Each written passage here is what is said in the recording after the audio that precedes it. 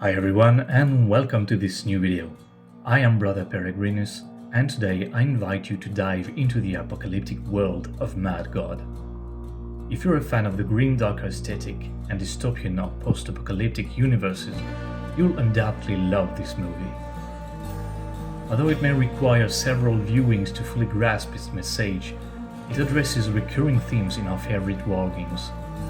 Like a hive city on Necromunda, the world depicted in Mad God shows us the human condition in its most absurd and fragile form.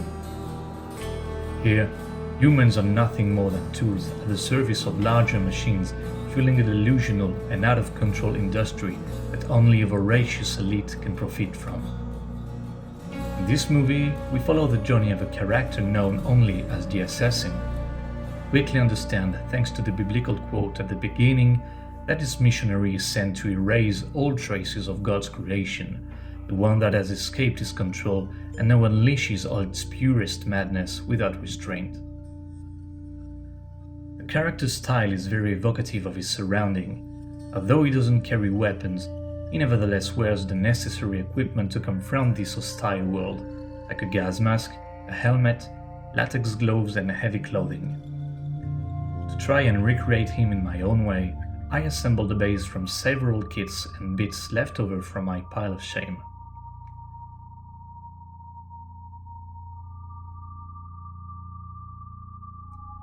To dress my plastic mannequin, I used the papier-mâché technique presented by Dark Ages Workshop in the Grimdark Compendium. With a few pieces of cheesecloth and plain paper, I begin covering the miniature to recreate the assassin's outfit.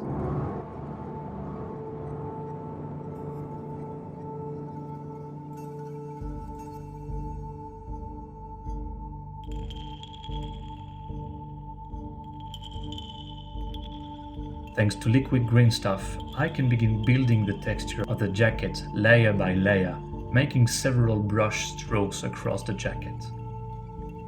The same process is used for the helmet, where I apply the green stuff by dabbing it with an old brush to give the metal a worn and rusty texture.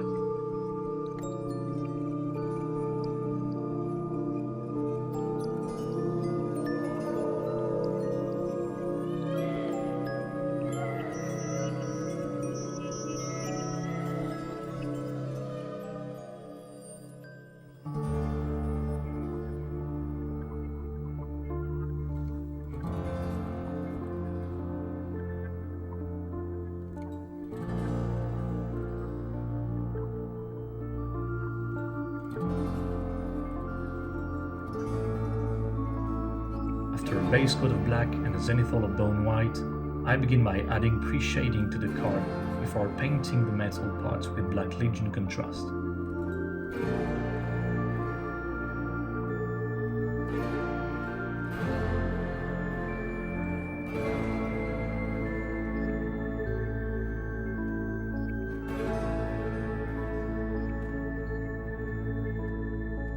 The jacket and leather bags receive a simple coat of contrast paint for now.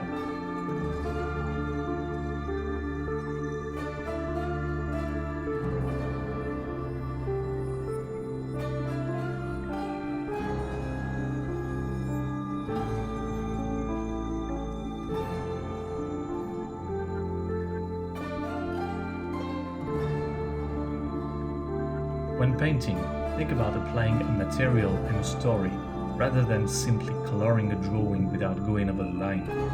Use the texture of the brush and the traces it leaves to your advantage to vary the shapes and shadows. By dabbing and brushing, you change the appearance of the painting, making it less flat and more interesting, more realistic.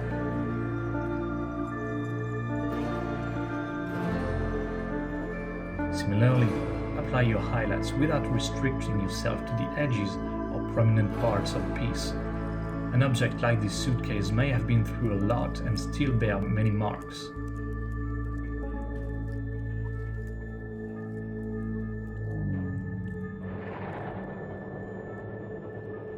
After completing the base coats, let's return to the metal by dabbing a metallic color on the areas left black. The grimdark style gives you the freedom to make mistakes that aren't mistakes, because nothing is ever perfect in a world ravaged by war for millennia.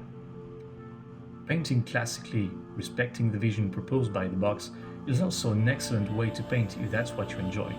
But painting more freely will bring you closer to the macabre reality of the world ruined by chaos and despair.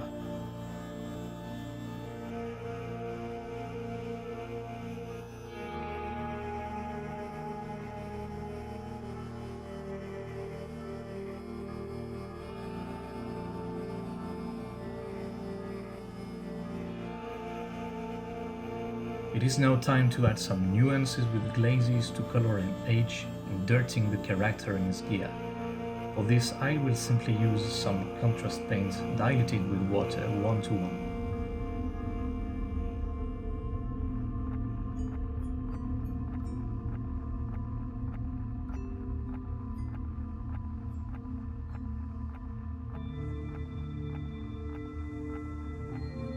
Now let's move on to the enamel washes using the Villainy Inks range from the Grimdark Compendium. After applying a pure wash of Ichor of the Damned, I sponged the ink with an old dry brush to add texture once again through subtraction.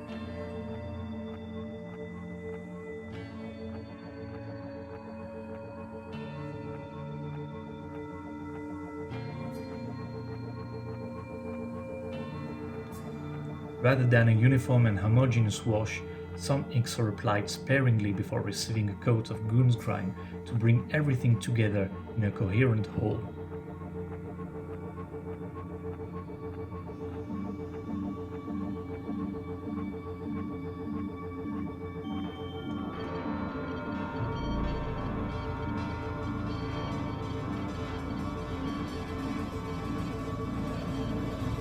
This coat will be diluted a little more in certain areas to change the finish.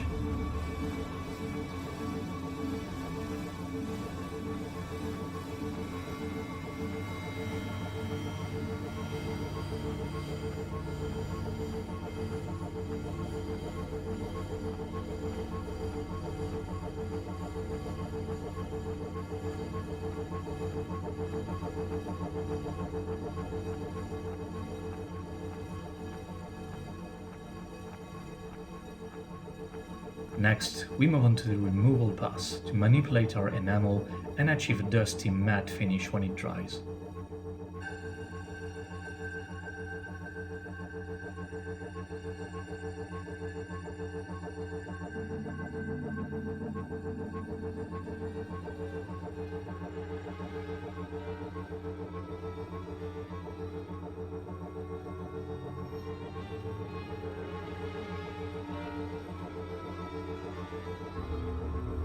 The jacket is treated again with a more diluted wash than the previous one to once again unify the texture before a light pass of mineral spirit.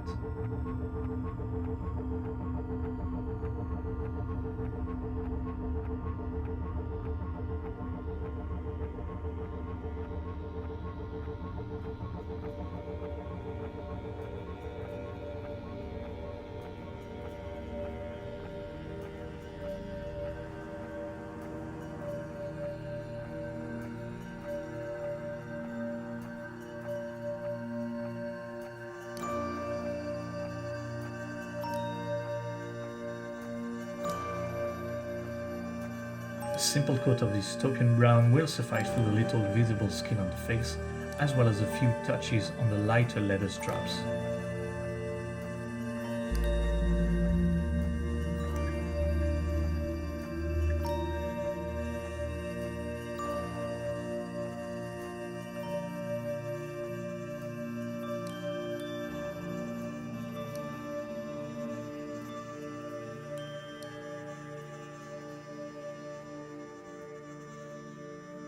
A light application of sector rust on the paper and metal will add a new texture after the reductive coat is dried.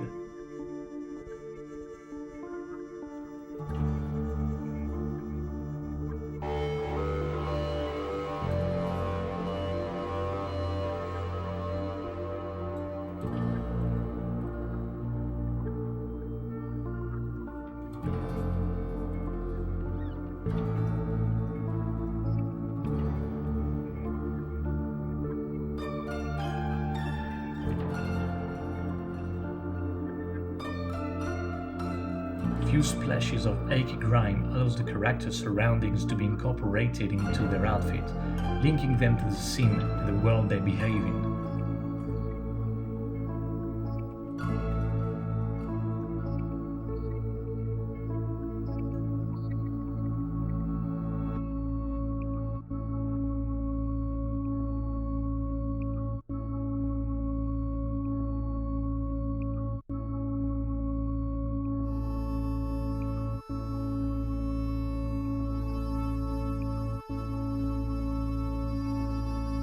Mineral spirit is applied with a fine brush to rework the grime and create a less opaque and more suggestive, almost anecdotal shade.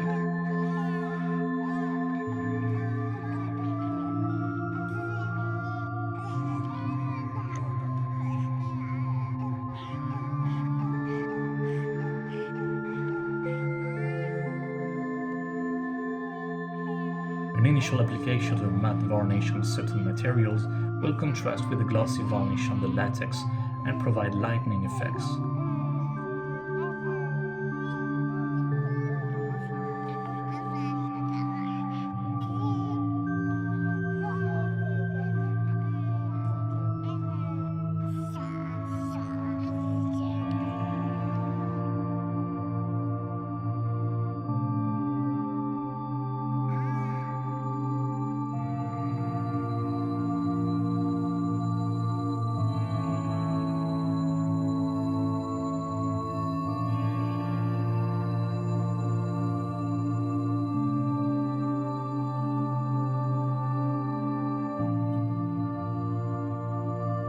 With an old brush, I apply small touches of glossy varnish to suggest raindrops or perhaps liquid dripping from a hose or splashes.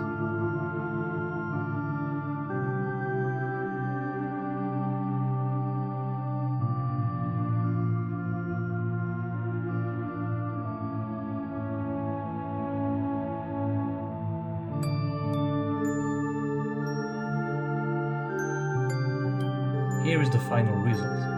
We can see the variations in light and texture as the light changes angles.